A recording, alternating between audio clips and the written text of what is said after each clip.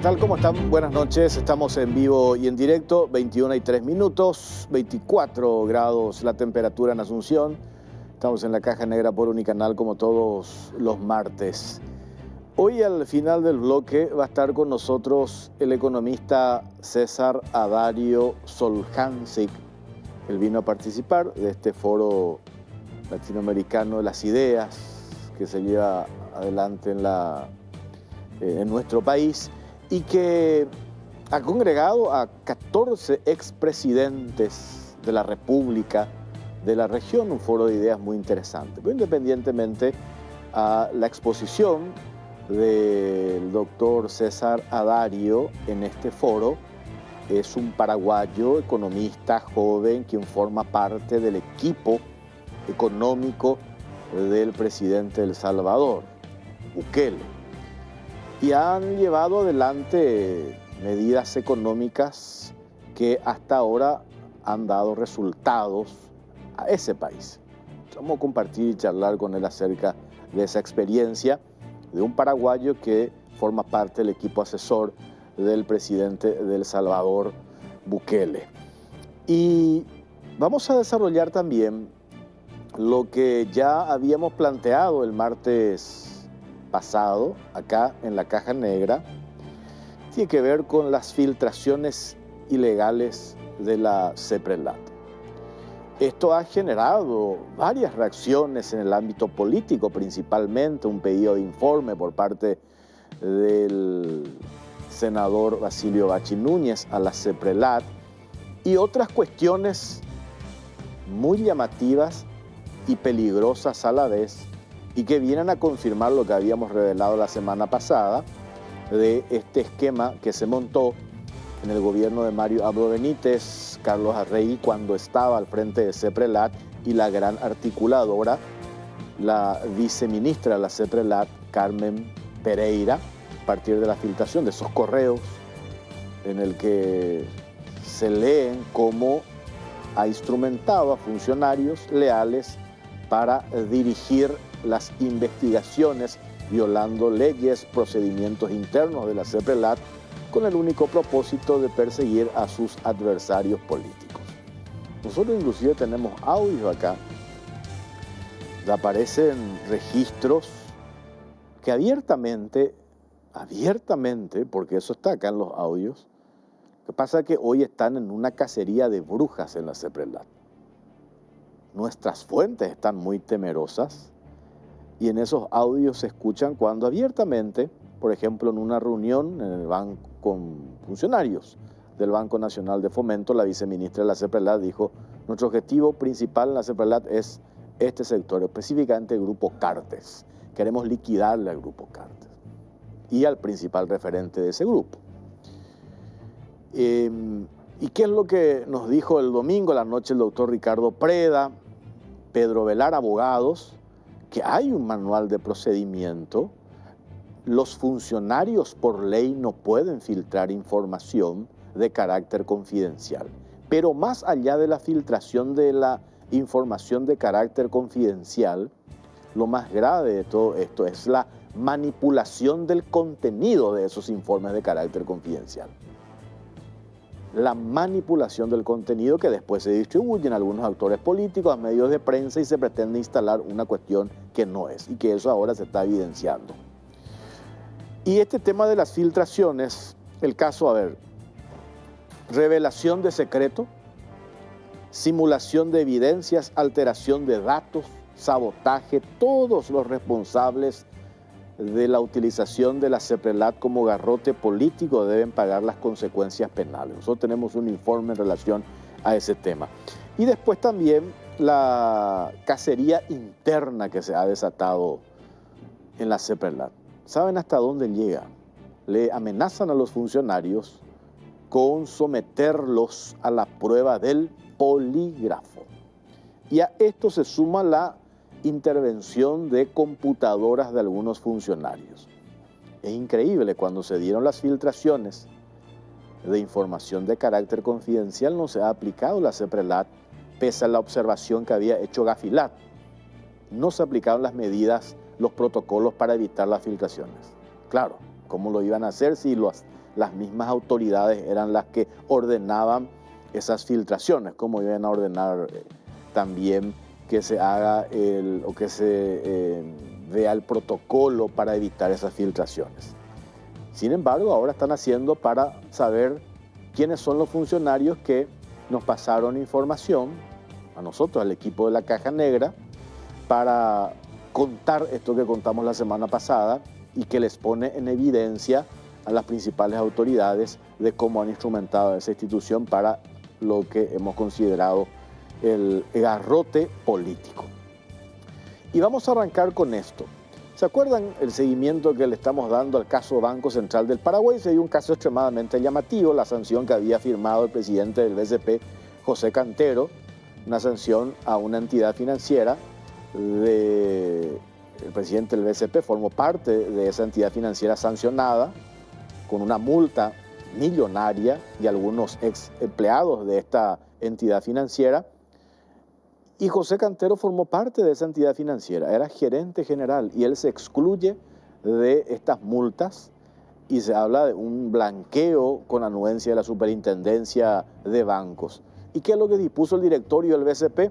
Una auditoría. Y esa auditoría tiene que culminar antes del 30 de julio, antes de que asuma el nuevo gobierno. Y ahí también se habla de un nuevo autoblanqueo dentro del Banco Central del Paraguay. Está en marcha este operativo por parte del directorio. Arrancamos con este informe que tiene que ver con lo que está sucediendo hoy, el bochorno, otra institución manoseada por el gobierno de Mario Abdo Benítez, el Banco Central del Paraguay.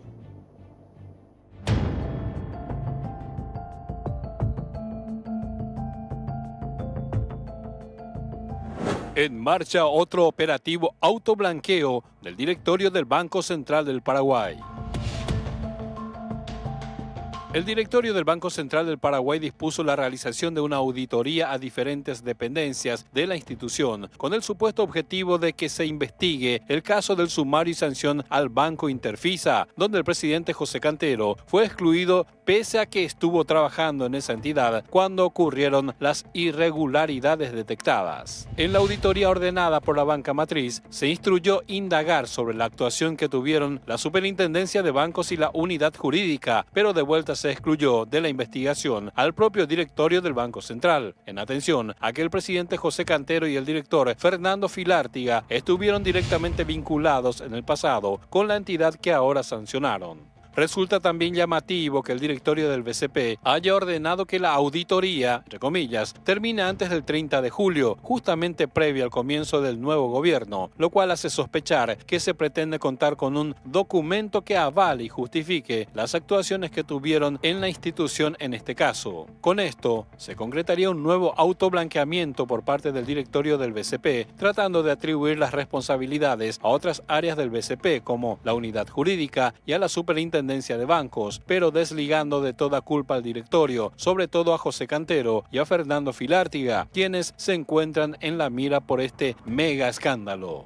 La auditoría interna, donde se colocó un nuevo gerente leal de Filártiga hace un mes, será la encargada de iniciar esta investigación, que podría apuntar hacia una justificación documentada de la sanción impuesta al Banco Interfisa, dejando de lado el periodo en que el titular del BCP, José Cantero, se desempeñaba como gerente general. En la orden de auditoría, el auditor interno menciona que la investigación no hace referencia a la labor ni a las decisiones de los jueces instructores ni del directorio, sino solamente a la gestión de las dependencias de la institución. Según trascendió, el plan que se estaría desarrollando en las instalaciones del Banco Central sería que la directora jurídica Irene Escribá y el superintendente de bancos Hernán Colmán dictaminen favorablemente para salvar, entre comillas, a Cantero y a Filártiga en un intento más de blanquear las gravísimas irregularidades que ocurrieron en este caso y debilitan severamente la imagen de la institución pública.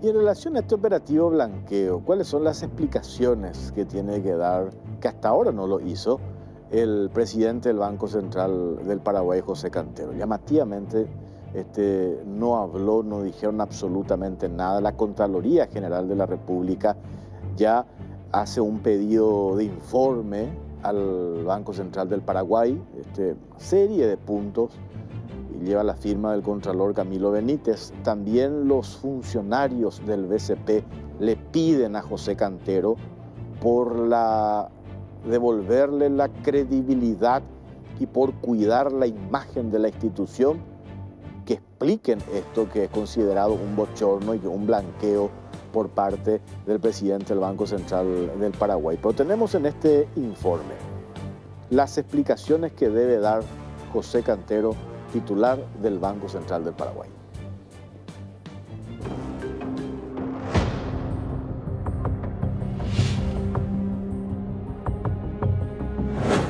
Operativo blanqueo en el BCP. Las explicaciones que debe dar José Cantero.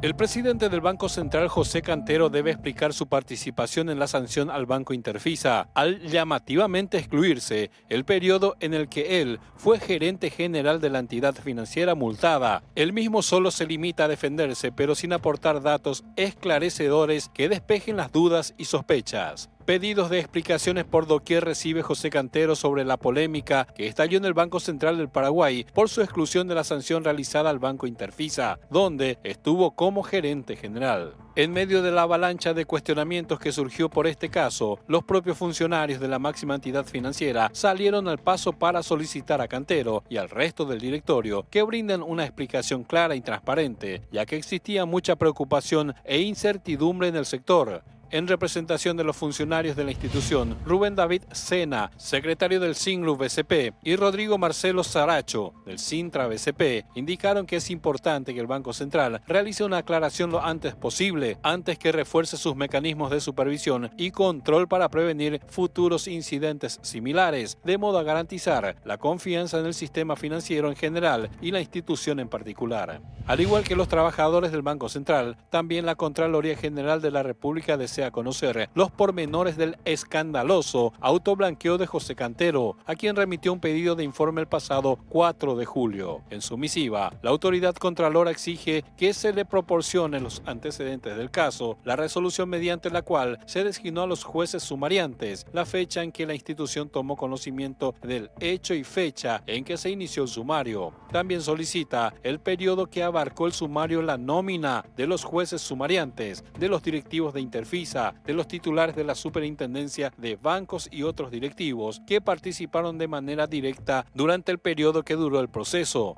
Otros puntos requeridos son detallar las causales que motivaron el sumario a la entidad, informar el periodo de tiempo en el que el director Fernando Filártiga se desempeñó como asesor jurídico en la entidad sumariada y la fecha en que asumió como miembro del BCP. Este pedido se sumó al realizado anteriormente por Renata Olmedo, síndica de la Contraloría ante el Banco Central del Paraguay, quien remitió el 21 de junio una nota a José Cantero para solicitar una copia autenticada del acta de la sesión del directorio del 8 de junio pasado, cuando se consumó el escandaloso blanqueo.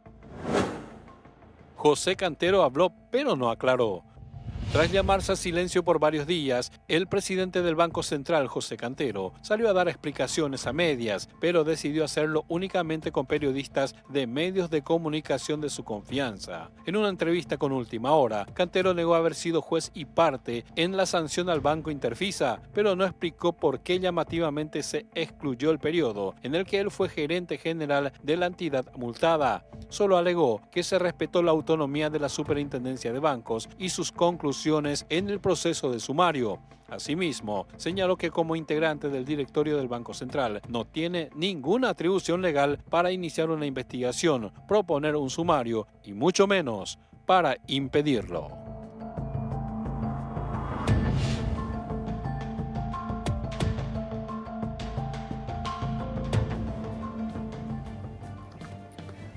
Un poco para poner en contexto la cronología de esta grosera maniobra en el Banco Central del Paraguay. Podemos pasar estas placas. A ver, lo primero, ¿cómo es que arranca? ¿Cuándo arranca toda esta historia del Banco Central del Paraguay en la administración de José Cantero con anuencia del directorio? A ver, lo primero, José Cantero, podemos poner esas placas, a ver si tenemos a mano.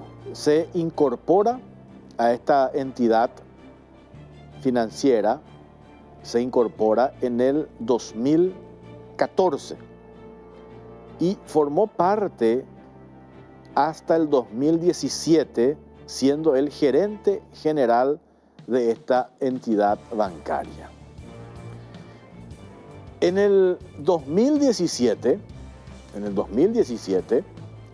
José Cantero fue nombrado miembro titular del Banco Central del Paraguay.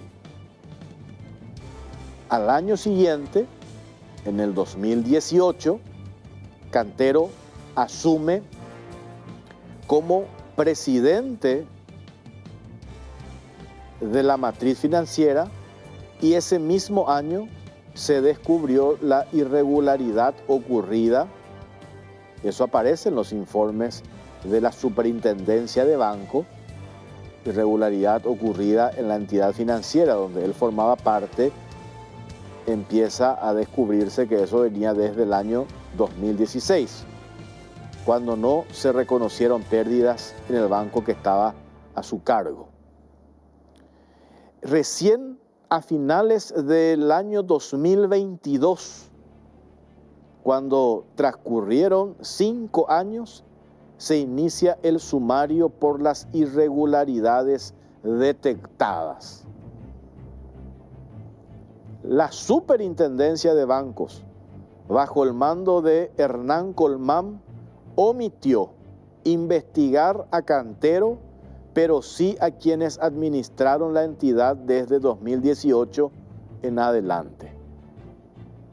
Pese a que en el sumario la propia Superintendencia de Bancos exponía que las irregularidades se cometieron en el 2016, acá tenemos la copia de estos informes de la Superintendencia de Bancos, arrancaron en el 2016, época de Cantero, se terminó seleccionando solo el periodo 2018-2022 para la sanción. ¿Por qué? De esta manera se lo excluía a José Cantero. Y finalmente, el 8 de junio pasado, se sancionó al banco y a 8 exdirectivos, excluyendo a Cantero, por las faltas administrativas que ocurrieron desde su administración en adelante.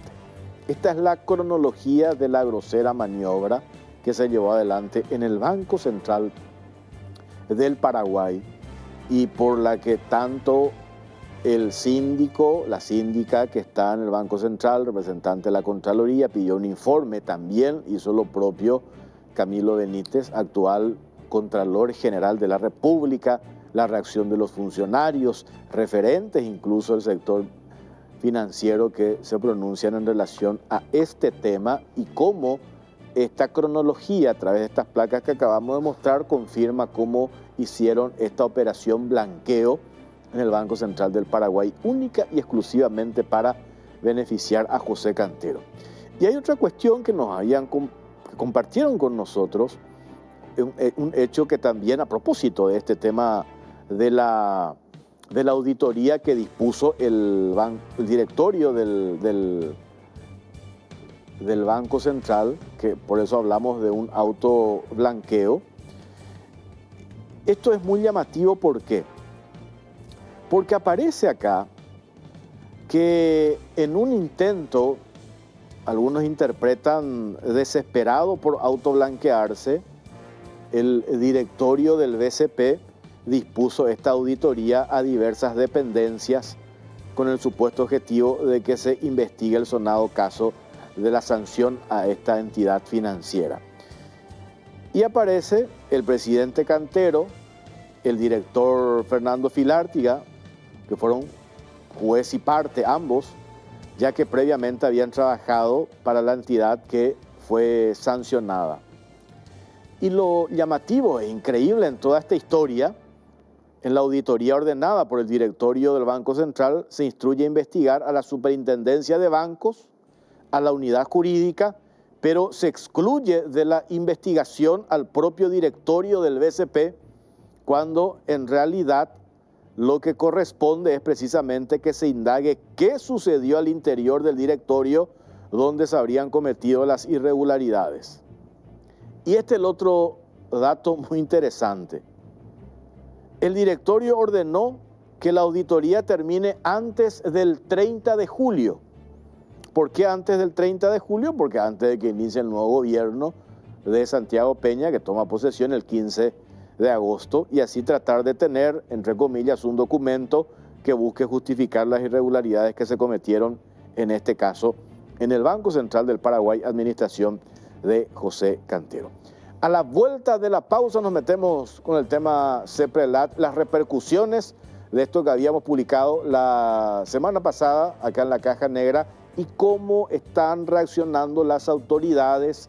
Les decíamos recién, pretenden o amenazan por lo menos a los funcionarios de la CEPRELAT con la prueba del polígrafo y además están revisando las computadoras de los funcionarios porque quieren saber quién fue el funcionario o la funcionaria que nos pasó copia de los correos que directamente involucran a la viceministra de la CEPRELAT, Carmen Pereira, como la principal articuladora de este esquema para filtrar información confidencial a algunos políticos y a la prensa, esto que a todas luces, por un lado, que es ilegal, no pueden hacer, lo impide la ley y también el manual interno de procedimiento de la CEPRELAT, y lo otro, la manera en que han decidido investigar a los enemigos políticos del gobierno de Mario Abdo Benítez. Pausa, venimos enseguida. La CEPRELAT, cacería de funcionarios amenazados con la prueba del polígrafo, intervención de las computadoras, cuestiones que tienen que ver con una licitación de un sistema de software. Lo que hoy saltó gravísimo en el marco de la investigación de la operación del caso Pavao, registros públicos y CEPRELAT, donde aparece Pavao que daba, entre comillas, una especie de aguinaldo para blindar sus inmuebles. Sobre esto que saltó, entre paréntesis, que tiene que ver con manuscritos de Jarvis Jiménez Pavao, así como computadoras, celulares del hijo, revelaron parte de los sobornos que el jefe narco propinaba a funcionarios públicos de nuestro país. Se menciona registros públicos y CEPRELAT. ¿Qué es lo que hacían? Cuando nos preguntábamos todos, todo el movimiento de dinero de Pavao, ¿por qué no saltó CEPRELAT? En el sistema apareció. Los funcionarios se encargaron de manipular el sistema para que nos salten los reportes de operación sospechosa. Terrible otra derivación que salpica a CEPRELAT del caso Pavao en el marco de todos estos allanamientos que arrancaron ayer en horas de la madrugada. Pero veamos este informe: cacería de brujas en CEPRELAT y amenaza a funcionarios con prueba del polígrafo.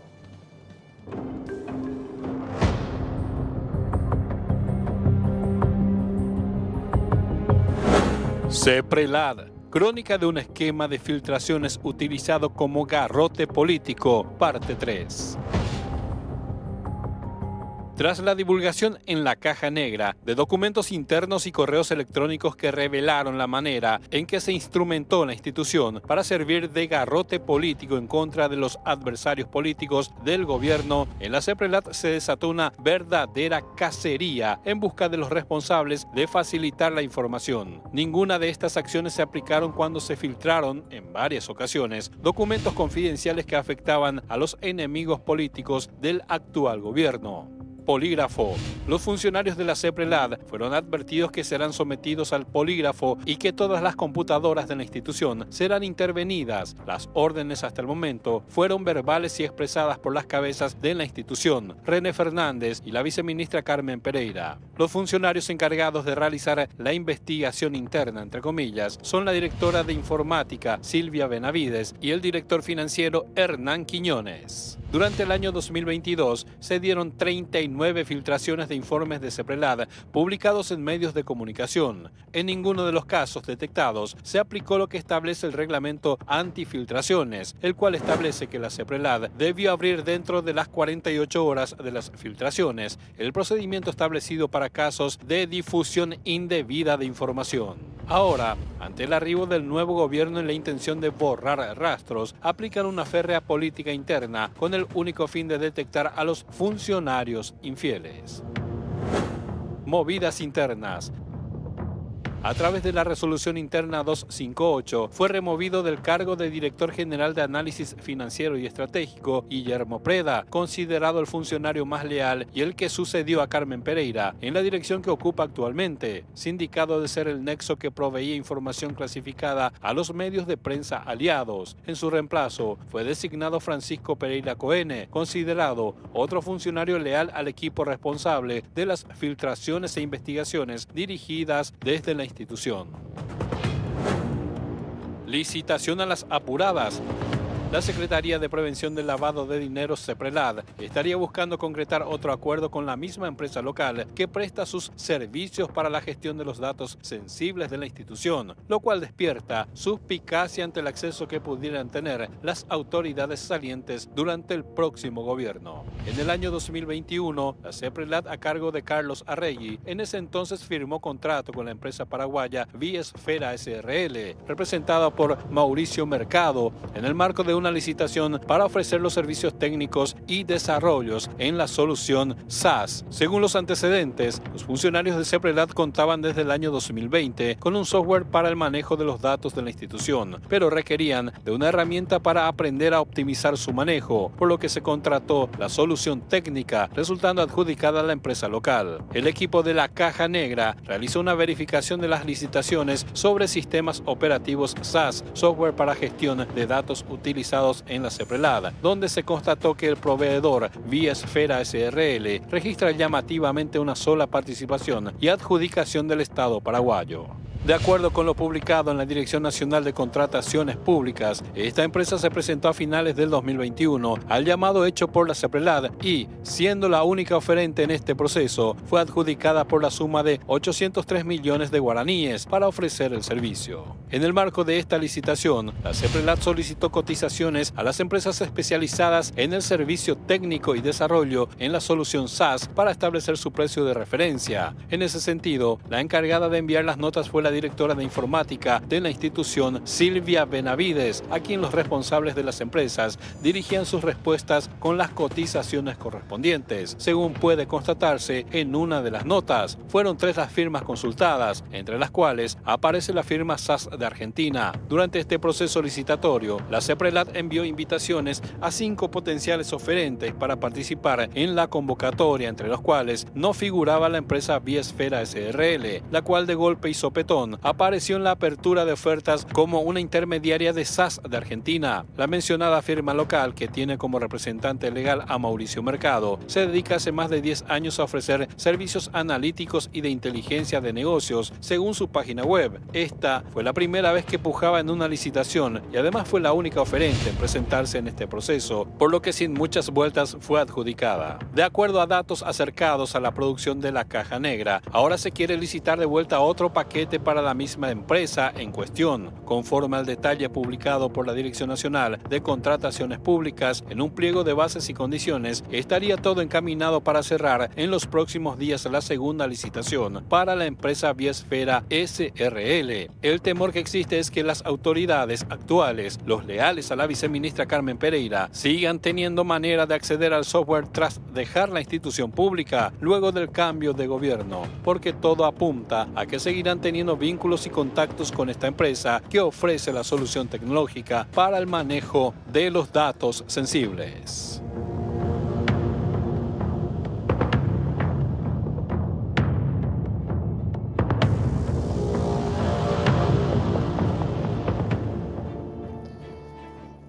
Los funcionarios de la CEPRELAD fueron amenazados porque nosotros hablamos con ellos con la prueba del polígrafo y también la amenaza de que van a revisar las computadoras. Es increíble, en el 2022 se dieron 39 filtraciones. Esto que generó una advertencia del Grupo de Acción Financiera Latinoamericana Gafilat a la CEPRELAD para que tome medidas y evitar estas filtraciones. Sin embargo, la administración en ese momento de Carlos Arregui con su viceministra Carmen Pereira no hicieron absolutamente nada. Claro, ¿cómo iban a activar el protocolo para evitar las filtraciones si los mismos funcionarios, autoridades, caso Arregui y la viceministra, se encargaban de operativizar la filtración a algunos políticos y medios de comunicación. Y esto que tiene que ver ahora, cuando los funcionarios en realidad no violaron ninguna ley al pasarnos copia de un correo, porque lo que tienen prohibido es filtrar información de carácter confidencial de las personas que están siendo investigadas dentro de la CEPRELAT, es lo que hicieron, pero no con el tema del correo que nos filtraron a nosotros. Están activando esto que tiene que ver la amenaza de que van a ser sometidos a la prueba del polígrafo. ¿Y quiénes están detrás hoy de esta amenaza? El actual titular de la CEPRELAT, según nos cuentan los funcionarios, René Fernández, y la viceministra Carmen Pereira. Y estos funcionarios, por supuesto, están recontra hiper preocupados por esta situación, pero también dentro de todo ellos dicen, nosotros nos estamos cuidando las espaldas, porque de alguna u otra manera, por disposición de las autoridades de la CEPRELAT, formaron parte de este esquema de instrumentar la CEPRELAT para utilizar como garrote político. Y lo otro, cuando lo sacan a Guillermo Preda del cargo de director general de análisis financiero estratégico, lo nombran a Francisco Pereira Coene. Francisco Pereira Coene también, esta es información que nos proveen desde la CEPRELAT, es allegado a María Epifanía González, ex titular de CEPRELAT, hoy gerente del Banco Atlas, del Grupo Sucolillo. Entre paréntesis, Grupo Sucolillo, diario ABC Color, que fue beneficiado ese medio de comunicación con una de las filtraciones. Principalmente, ¿se acuerdan el salario del presidente actual electo Santiago Peña, donde aparecía el detalle de cuánto percibía en su condición de miembro del directorio de un banco y aparecía el nombre del banco?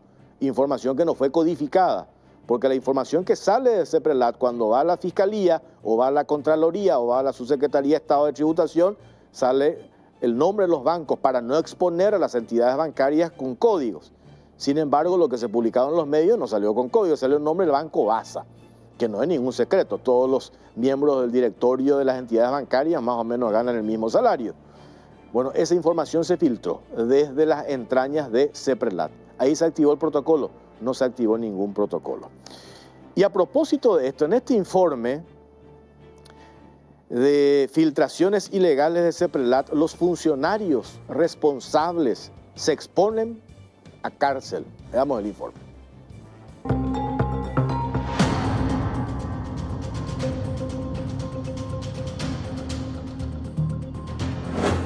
Filtraciones ilegales de CEPRELAT. Funcionarios responsables se exponen a cárcel.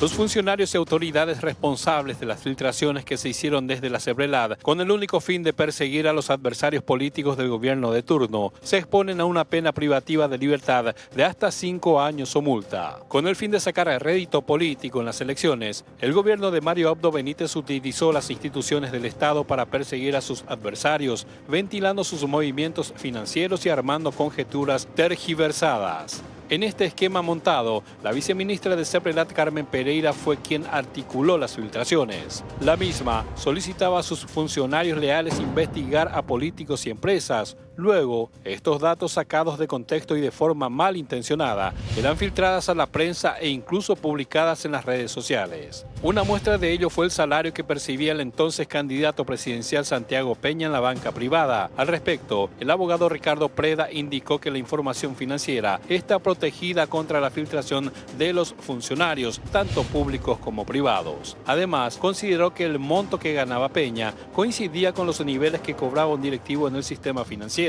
por lo que no existía ninguna irregularidad detrás y entonces el único fin era tratar de hacerlo quedar mal parado. En mayo de este año fue presentada una denuncia por esta filtración. Sin embargo, la Fiscalía no avanza en la investigación. Inclusive, en una entrevista concedida a Radio 1, el fiscal general del Estado, Emiliano Rolón, restó importancia a las filtraciones que se hicieron desde la CEPRELAT, minimizando así la gravedad del terrorismo de Estado implementado por el gobierno de Mario Abdo Benítez. El abogado Preda subrayó que en estos 5 años se cruzó una frontera muy peligrosa en cuanto al uso que se le dio a la CEPRELAD con fines no propios de su función, como al igual otras instituciones al manipular y tergiversar datos confidenciales para luego filtrarlos. También el abogado Pedro Ovelar opinó que el Ministerio Público debe intervenir con urgencia en la grosera utilización de las instituciones del Estado para impulsar persecuciones políticas. Según sospecha, la manipulación de la CEPRELAD y otras instituciones del Estado partió de un acuerdo explícito o tácito entre el poder de turno, la oposición, los medios de comunicación afines al oficialismo y los grupos económicos interesados. Se exponen a cárcel o multa. Los responsables de esta práctica ilegal y desdeñable, los funcionarios y autoridades de la CEPRELAD, se exponen a varios delitos tales como la revelación del secreto, la simulación de evidencias contra alguien, la alteración de datos y el sabotaje, si es que están borrando datos tal como se sospecha actualmente. Sobre la revelación de un secreto de carácter privado, el Código Penal en su artículo 147 menciona que como secreto se entenderá cualquier hecho, dato o conocimiento de acceso restringido, cuya divulgación a terceros se lesionaría por sus consecuencias nocivas, intereses legítimos del interesado o respecto de los cuales, por ley o en base a una ley, debe guardarse silencio.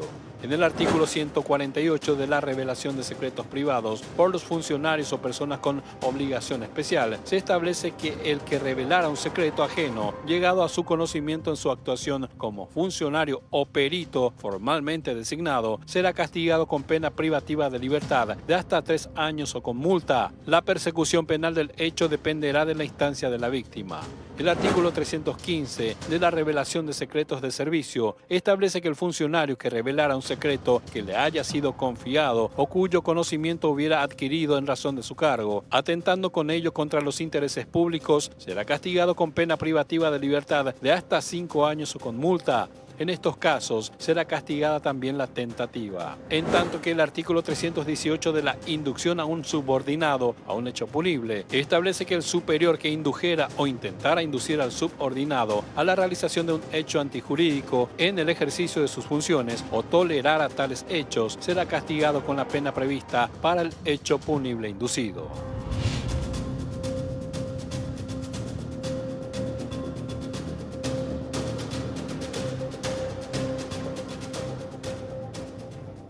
Y a propósito de las reacciones políticas, el líder de la bancada en el Senado del Movimiento Honor Colorado, Basilio Bacci Núñez, presentó la semana pasada un pedido de informe al Poder Ejecutivo sobre el tema de las filtraciones de CEPRELAD. Y también el senador Derlis Maidana pide al Ministerio Público tomar intervención. Veamos el informe.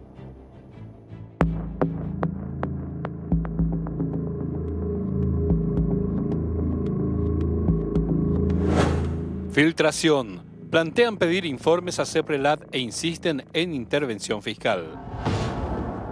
A raíz del escándalo por la filtración de la CEPRELAD de datos confidenciales en el marco de un garrote contra los enemigos del gobierno de Mario Abdo, el sector político exige llegar al fondo de la cuestión y dar con los responsables del manejo imprudente e ilegal de los recursos del Estado para perseguir a los adversarios del oficialismo actual que está de salida.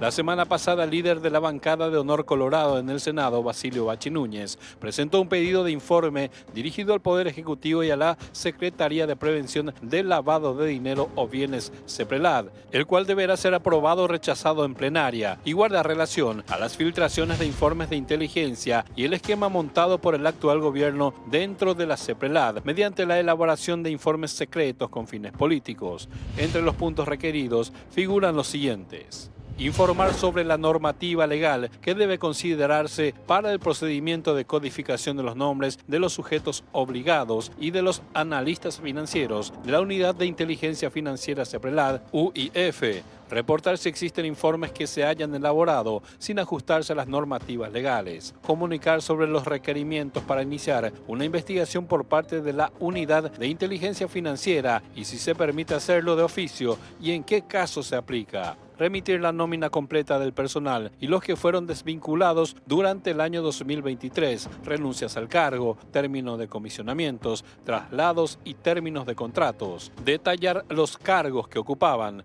y las remuneraciones retribuciones que los mismos percibían en forma mensualizada desde el año 2021, 2022, 2023 y hasta la fecha, con las copias de todos los documentos respaldatorios.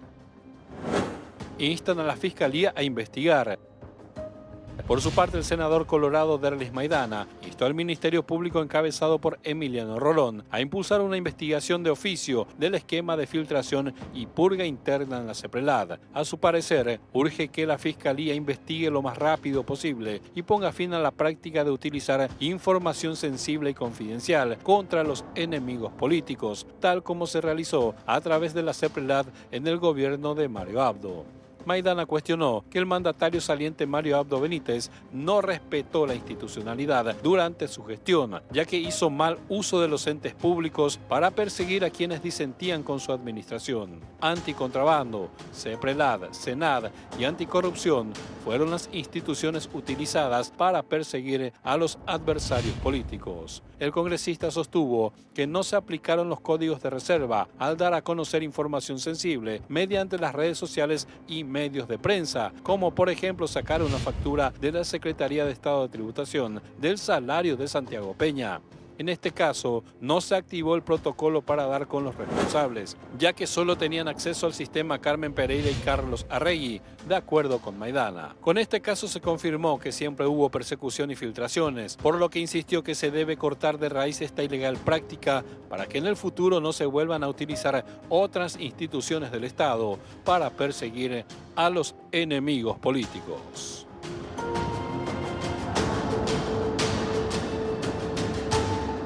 Bueno, ya está con nosotros el economista César Adario Soljansic. ¿Qué tal, César? ¿Cómo estás? ¿Qué tal, Jorge? Qué gusto estar en tu programa, estar en nuestro país, que dicho sea de paso, cada día más hermoso, y un placer que me dejes el tiempo para conversar contigo. Hoy te vimos por todas partes en los medios. ¿Por qué? Porque, para explicarle a la audiencia, el doctor César Adario Soljansic es vicepresidente regional de ExxonLatam para Centroamérica y el Caribe, y va a participar mañana en su exposición. Mañana es tu exposición, ¿verdad? Así mismo, el mediodía. En el Foro Latinoamericano de las Ideas. Este foro que es la secuela de la Cumbre de la Misión Presidencial Latinoamericana, un evento bianual que se lleva a cabo en diversos países de la región con el fin de contribuir al diálogo político más allá de las ideologías para generar mejores condiciones para los consensos necesarios en la región. Y este año el evento busca aportar a la sociedad del conocimiento, la experiencia, reflexiones y propuestas que enriquezcan el avance de Latinoamérica. Y esto arrancó hoy, prosigue mañana en Asunción. Hay 14 exmandatarios que forman parte de este evento. En ExxonLatam, acercando proyectos y capitales, el doctor César Adario Soljansic es vicepresidente. Su especialidad de esta firma es acercar los capitales intensivos a los proyectos públicos y privados, además de manejar un amplio abanico de servicios financieros que incluyen consultoría financiera, estructuración de deuda en el mercado primario y también investigaciones. Y el otro elemento que me parece muy importante, y por eso también lo invitamos y queremos charlar con él, César Adario forma parte del equipo de asesores económicos del presidente Nayib Bukele, de El Salvador. Y a propósito, el gobierno de Bukele ha implementado medidas económicas muy significativas y que nosotros preparamos un informe como de manera a introducir, y a la vuelta ya vamos a charlar con nuestro invitado. A ver el informe.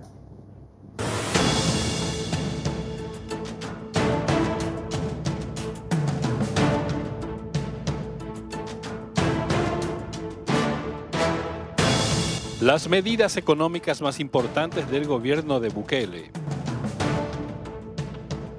A través de una serie de medidas anticrisis, el gobierno de El Salvador, con el liderazgo del presidente Nayib Bukele, logró mantener un efectivo control del costo de la vida, evitando que la economía doméstica de los salvadoreños se vea afectada ante la inflación mundial, provocada por el alza internacional de precios del petróleo y el conflicto entre Ucrania y Rusia. El presidente de El Salvador, Nayib Bukele, es conocido por su duro combate a las pandillas mediante construcción de cárceles y medidas extremas para desalentar a estas organizaciones organizaciones criminales. Pero además de ello, también el mandatario se abocó de lleno a mejorar la economía de su país. En ese sentido, Bukele implementó medidas anticrisis ante la inflación mundial, de modo a garantizar las condiciones económicas de la población, como también el comercio y la cadena de suministros, al reducir los costos de producción, logística y aranceles. Entre sus principales medidas adoptadas figura la exoneración temporal de impuestos y la fijación de los precios en las estaciones de servicio. Mediante esto, el gobierno salvadoreño absorbió la suba. El objetivo fue impedir que sean los consumidores quienes se hagan cargo del costo y así puedan seguir comprando los productos indispensables mientras la crisis pasa. En el mismo tema de los hidrocarburos, se dispuso un doble subsidio para el uso doméstico del gas propano. Desde que se pusieron las medidas en marcha, el Ministerio de Economía agilizó la incorporación de miles de nuevos hogares a la lista de beneficiarios del subsidio focalizado y además el gobierno donó harina a los panaderos. Así también, el paquete de medidas incluyó la facilitación de las compras desde el exterior,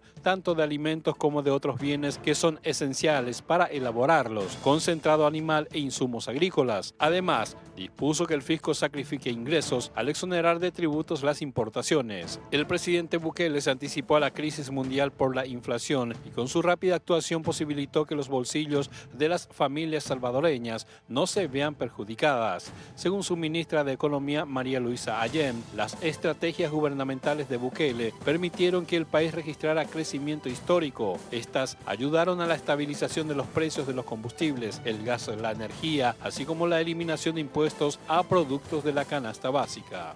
La criptomoneda. Por otro lado, es sabido que el gobierno de El Salvador apostó de lleno a la criptomoneda, la cual se convirtió en una moneda de circulación legal en ese país en septiembre del 2021. Pero no se quedó en eso, sino que a principios de enero aprobó la ley de emisión de activos digitales para que los inversores extranjeros se acerquen a hacer negocios con activos digitales. El Salvador es el epicentro de la adopción del Bitcoin y por lo tanto de la libertad económica, la soberanía financiera, la resistencia a la censura y la riqueza inconfiscable, había dicho Bukele al respecto. Esta y otras decisiones revolucionarias son las que caracterizan al joven presidente salvadoreño, quien demostró a sus detractores que durante los momentos difíciles se deben tomar medidas importantes.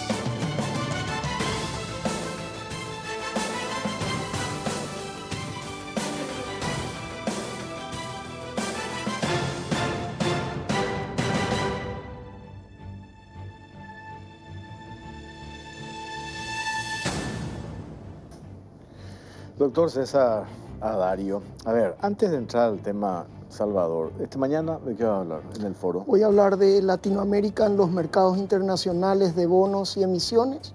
Después de el COVID se pensaba que el mundo ya no iba a tener en mucho tiempo desafíos importantes que atender y con la invasión de Rusia a Ucrania se encadenó una inflación galopante que tuvo que ir subiendo las tasas del Banco Central Europeo, la FED y China devaluando. Y entonces eso complicó todo de vuelta. Por eso tiene, y linkeo un poco, un inmenso valor estas medidas. Pero estas medidas también tienen algo que es fantástico, que el ajuste para soportar estas medidas que tienen un costo desde las rentas se hizo de 4 maneras que permitió que el déficit fiscal no se descontrole y cada vez sea menor.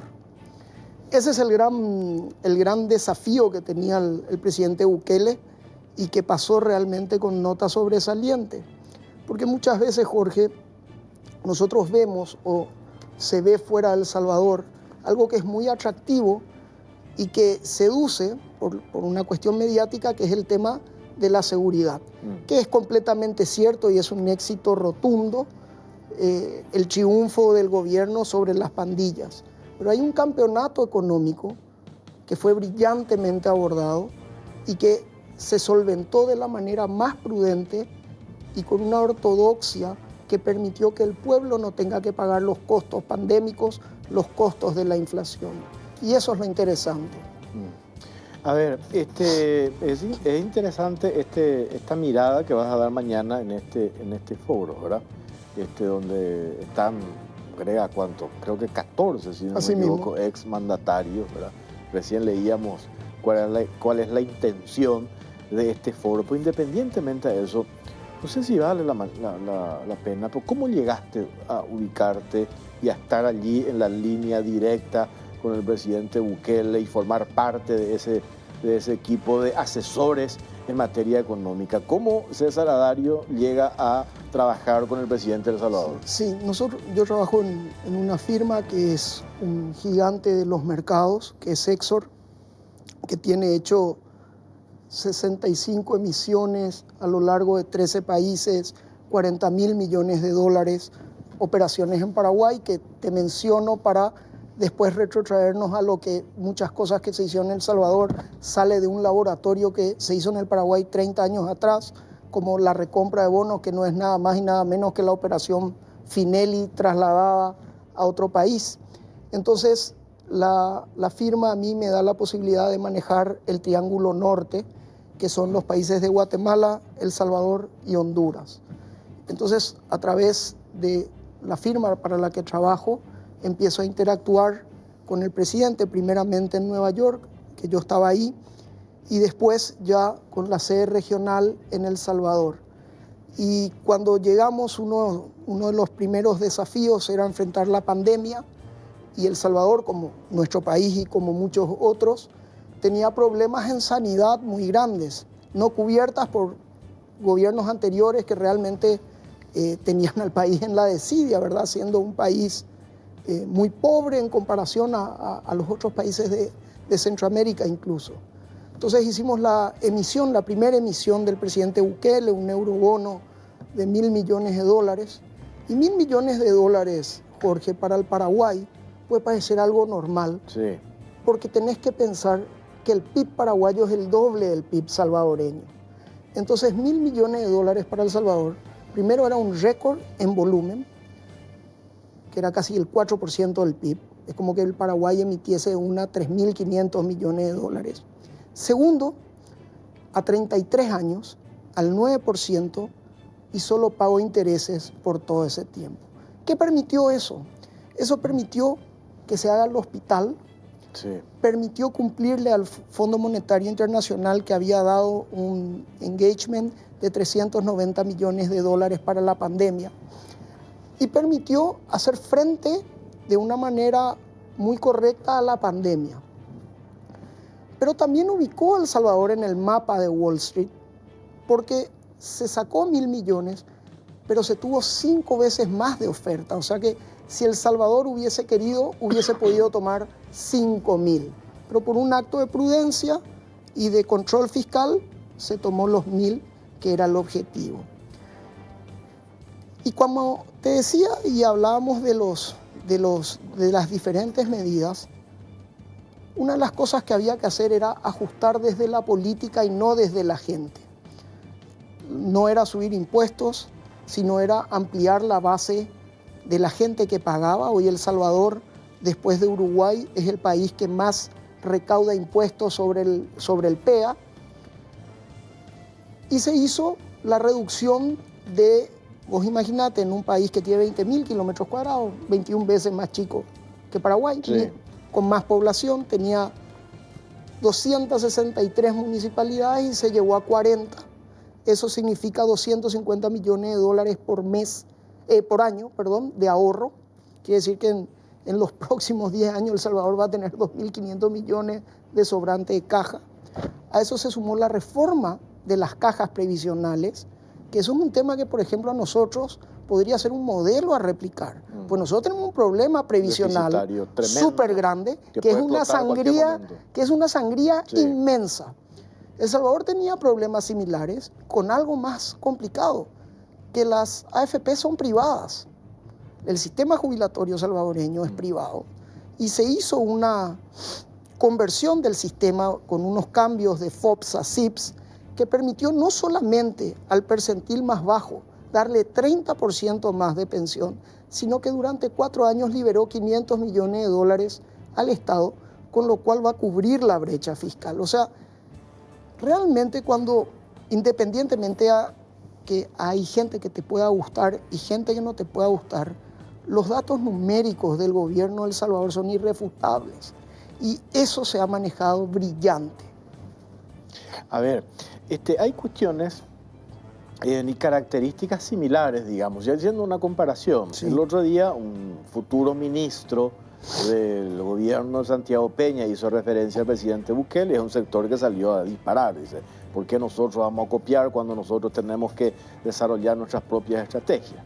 Pero él dice, hay modelos que han funcionado, entonces vale la pena echarle una mirada a esos modelos que han dado resultados.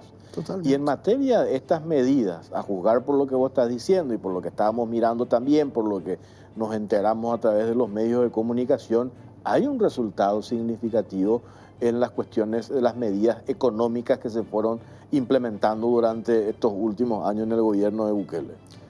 Mira, hay cosas, vos sabés, y te he oído varias veces decir que la realidad mata el relato. Y vamos a hacer algo que es sencillo. Él lleva 4 años en el ejercicio de la presidencia y tiene 92% de aprobación. Yo creo que contra eso o sea, cualquier cosa que podamos decir, y no es que lo dice una encuesta, lo dice Gallup.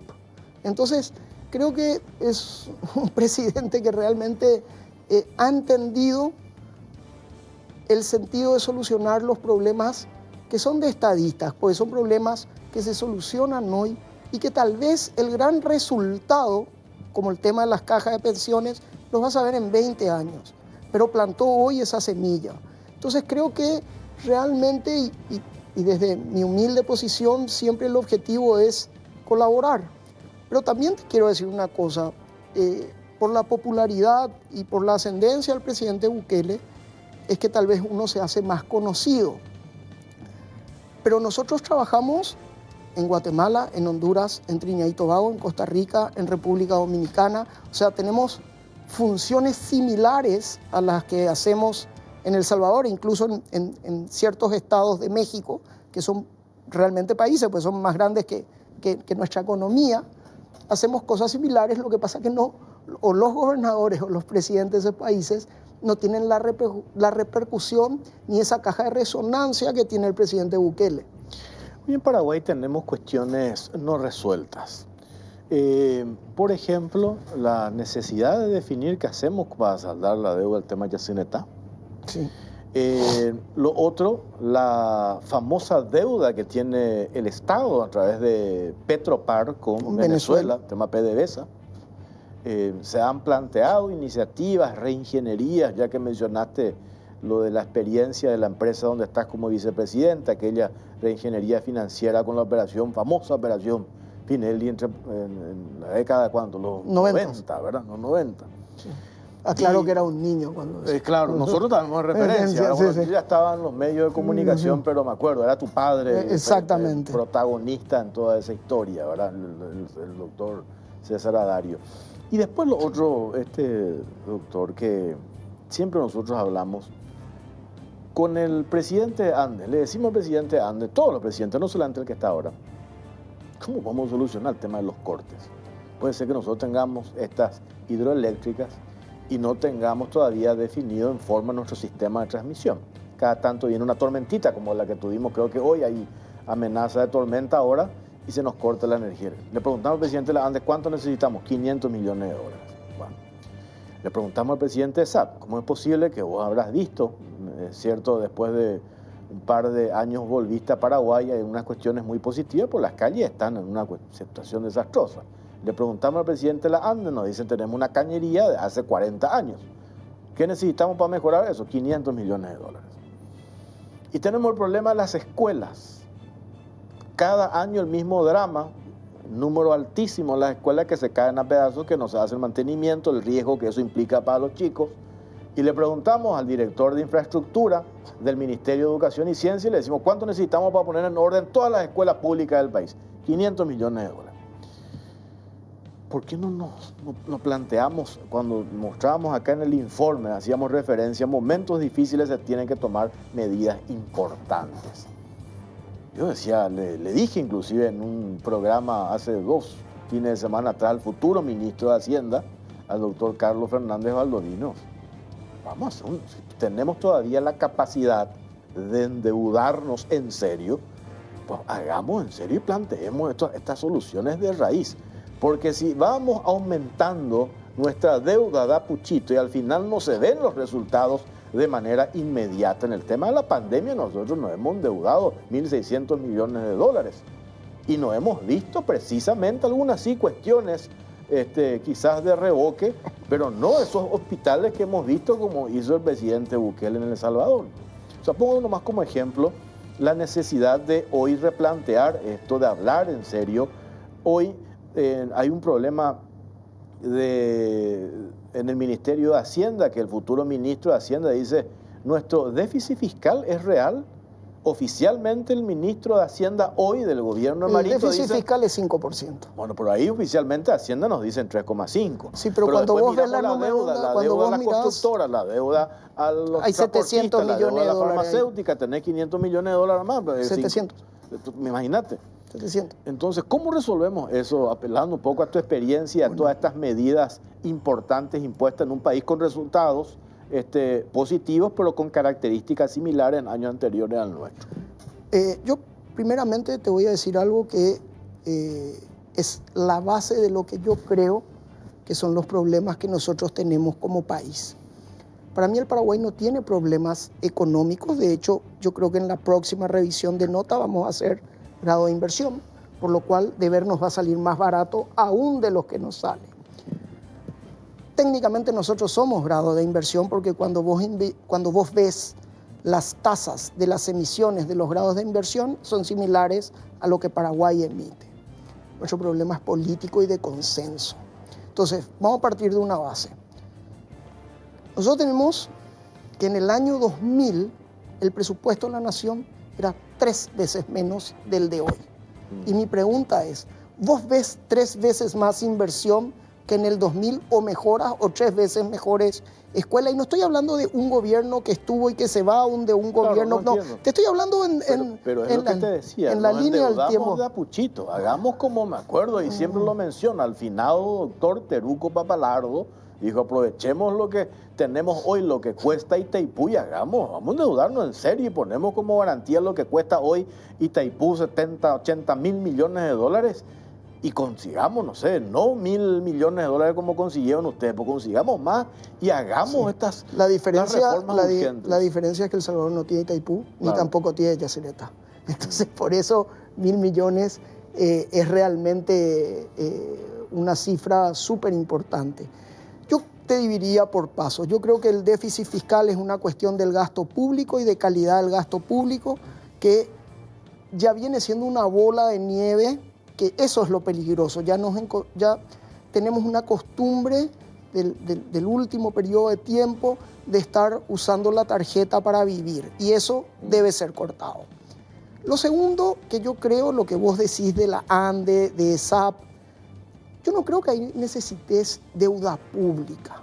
Yo creo que perfectamente esas empresas, contra sus flujos, o sea, contra el dinero que cobran por el servicio, y te digo, pues nosotros en varios países, no solo El Salvador, porque no quiero ser tan reiterativo y también soy parte interesada, o sea, porque mi empresa a la que trabajo ahí funciona muy bien, pero te digo, en otros países, como los que te nombré, las empresas, por ejemplo, de la luz, te doy un caso típico, un cliente, el ICE de Costa Rica, no saca deuda pública, lo que hace es, dice, a mí me entra como un descuento de sueldo de planilla, abre un SPV, que es una especie de fideicomiso en Nueva York, manda sus ingresos ahí, se le quita la porción de cuota a la deuda y vuelve el ingreso. Te lo dice muy burdamente, pero eso hace que la empresa contra sus flujos pueda recibir el dinero sin que suba tu deuda pública, porque es una empresa de la autónoma, de la autártica o de la empresa estatal. En el caso de Itaipú, hay que definir la tarifa, ¿verdad? Si vamos a tener los 1.000 millones de más o no. Ahora, con el anexo C, yo creo que ese es un tema trascendental. Personalmente, en lo que yo creo, Jorge, yo creo que nosotros no podemos ver Itaipú como lo hemos visto toda la vida, en algo rentista. Tiene que ser para desarrollo y la energía está para usarse, no para vender para que el otro se desarrolle. Pero sí creo que, por ejemplo, nosotros tenemos un montón de royalties que van a ineficiencias y que se pierden en el camino, que creando una dirección de obras municipales, te entra 500, 600 millones de dólares que vos puedes deber 5.000 millones contra eso. ¿Por qué? Porque tenés el repago y como vos decís, puedes hacer un país en serio con la infraestructura necesaria. Yo creo que realmente los problemas del Paraguay son fáciles y no requieren de mayor sofisticación más que copiar lo hecho. Nos encantaría poder ayudar y hacer. En el tema de Venezuela, sí. te interrumpo, ahí realmente la operación estaba hecha, iba a costar 120 millones de dólares la deuda de 330. La reingeniería de PDVSA, que después ese fue el trampolín para hacer ANCAP con PDVSA. Uruguay tenía una deuda similar, que era más grande, eran 1.300 millones de dólares, hicimos la deuda con ANCAP, pero hubo el cambio del presidente Lugo al presidente Franco y ahí se cae porque sí. Venezuela no reconocía al gobierno del presidente Federico Franco, entonces se perdió el momentum. Yo creo que, porque tuve mucha relación con PDVSA, hicimos muchísimas operaciones con PDVSA y Corpovem. Yo lo que creo es que Paraguay en un momento dado planteó, creo que con un error estratégico, que es que a un país quebrado no se le pide descuento.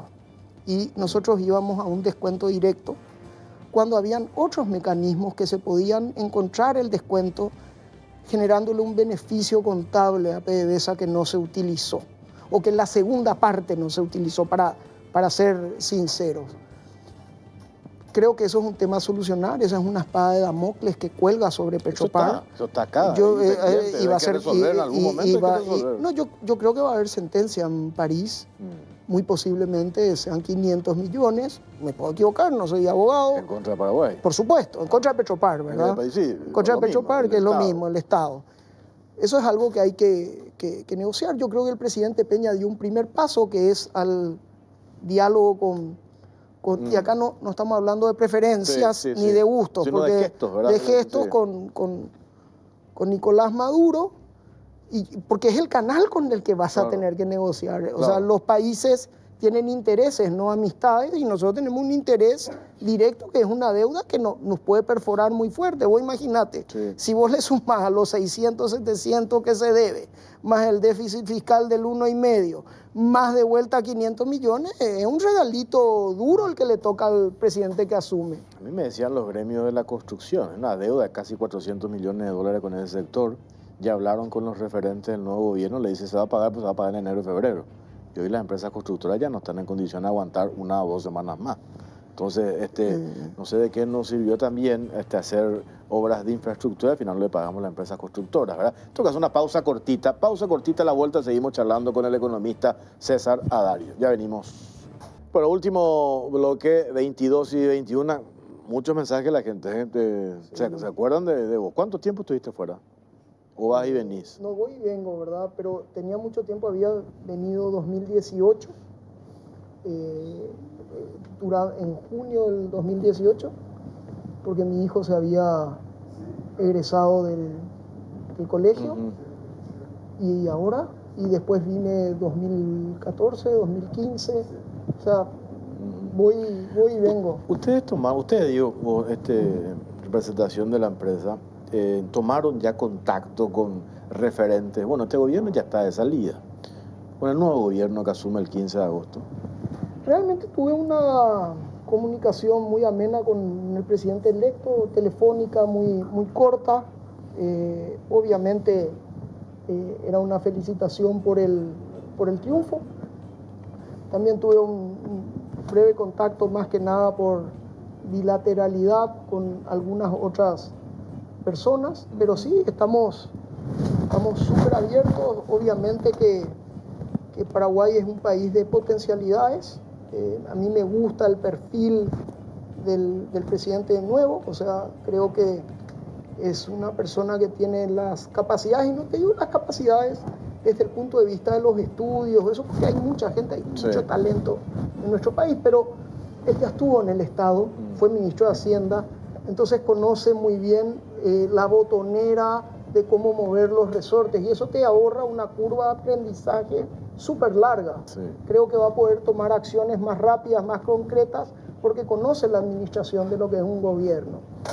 Y aparte el discurso de campaña de Santiago Peña y su equipo, a ver, no hay tiempo que perder a partir del 15 de agosto, no hay tiempo que perder en las rencillas políticas, no hay tiempo que perder en pensar por lo menos en pasar factura al enemigo político, porque ya hablamos por un lado del déficit fiscal y por otro lado esa propuesta de campaña, generación rápida de 500.000 puestos de trabajo y el problema hoy en Paraguay es un problema económico, no hay plata en el bolsillo de la gente. Entonces, ¿en qué condiciones se toma? ¿Verdad? Viene con ¿cuál va a ser el margen de operatividad que va a tener? Hablamos con el futuro ministro del Interior. Necesitamos dotar de más recursos humanos a la policía. Vamos a triplicar el INSE. ¿Cómo estamos de recursos? Hablamos con el futuro ministro de Salud. Hoy el presupuesto del Ministerio de Salud, $1.000 millones, 50% se le debe a las empresas farmacéuticas. ¿Y cómo vamos a llevar adelante las políticas sanitarias que se pretenden implementar a partir del 15? Hablamos con Claudia Centurión, futura ministra del MOPC, tiene la deuda con las empresas constructoras. ¿Cómo vamos a llevar adelante materia presupuestaria? ¿Verdad? Entonces, por eso es interesante escuchar experiencias en otros países donde, reitero, perdón que insista con esto, algunas similitudes, y si lo que funcionó, si nosotros podemos implementar, yo digo, pues, ¿cuál es el problema? ¿Verdad? Y sobre todo que muchos de los laboratorios de ideas han surgido acá. O sea, la solución de la deuda de Yacyretá, que lleva 300.000 años, que no se termina de acordar, que hubo una firma de Macri Cartes, pero después el Congreso argentino no lo refrendó y está ahí en esa nebulosa. O sea, muchas cosas que nosotros hemos preparado y hemos tratado de hacer a lo largo de los años. Tenemos la suerte de haber hecho muchísimas cosas y como todo en la vida hay otras cosas que no. Pero personalmente creo que en el Paraguay hay una gran ventaja, que es el acceso al crédito internacional que el país goza. Que eso sí es una diferencia tal vez con otros países que no tienen esa línea que el Paraguay la tiene. Por lo cual, este tipo de problemas a priori o de inicio podrían tener una salida rápida. No sé si tanto las inversiones de las empresas públicas, porque ya estamos hablando de un monto masivo, pero sí estas deudas de flotantes que sí se va a poder dar salida. Ahora bien, creo que hay desafíos que son sí muy grandes, que es resolver Yacyretá, que es resolver finalmente la tarifa de Itaipú, y que es, como vos decís, y yo coincido, realmente hacer un valor de deuda importante que nos permita trascender desde la infraestructura para tener mayor competitividad. Porque al final que se corte la luz es un problema que te afecta a vos, me afecta a mí, pero le afecta a la industria. Claro. Entonces, eso te resta inversión. Entonces, tenemos que concientizarnos que para generar esos 500.000 puestos de trabajo que vos decís que son necesarios, tenemos que hacer una tarea previa también para que esa gente que puede generar el empleo masivo venga acá con todas, digamos, los enchufes puestos. Sí, este nivel de aceptación o de popularidad que tiene en El Salvador Bukele, dijiste 92%. Acá el desgaste le damos 100 días de gracia. A mí me parece que por la coyuntura política, la posición que tienen algunos medios de comunicación, yo no sé si a Peña le van a dar esos 100 días de gracia. Ya le están dando palo ahora antes de que ni siquiera asuma, ¿verdad? Entonces, por eso es importante concentrarse, tener una hoja de ruta, hacer los cambios radicales en los primeros 100 días de gobierno, porque después ese pico de popularidad va bajando. A no ser que apliques medidas así que respondan a las exigencias de la gente y puedas mantener tu nivel de popularidad, o medidas así mucho más notorias e inmediatas, como con algunos efectos colaterales, que no quiero hablar ahora de eso ahora, pero las medidas, no solamente en materia económica, sino en materia, por ejemplo, de seguridad, tuvo algunos efectos colaterales que tienen que ver con el tema de derechos humanos, etcétera, etcétera, pero no va a ser fácil para Peña a partir del 15 de agosto. Hoy me hacía una pregunta y te cambio el rol, voy a ser por un segundo periodista. Yo creo que todos los países parten de una realidad y la sociedad está dispuesta a ceder algo para recibir algo. Particularmente la situación en El Salvador era brutal, entonces la gente estaba dispuesta a ceder algo, lo cual yo estoy completamente de acuerdo, para tener un resultado que beneficie finalmente al país. Mi pregunta es si nosotros los paraguayos estamos dispuestos a esa cedencia para obtener la paz y la tranquilidad. No sé. Esa es la gran...